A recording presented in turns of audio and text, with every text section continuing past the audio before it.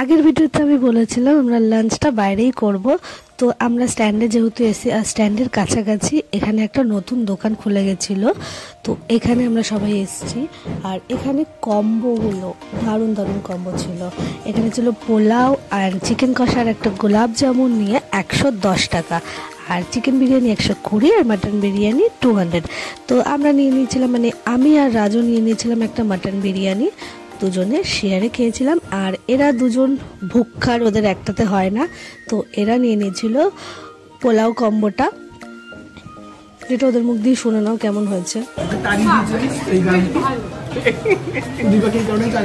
সবার খাবার দাওয়া গেছে, আমাদের অলরেডি খাওয়া শেষ।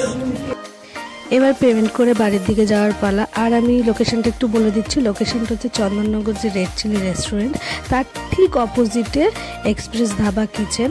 তো নেক্সট ভিডিওতে আবার দেখা হবে, টাটা।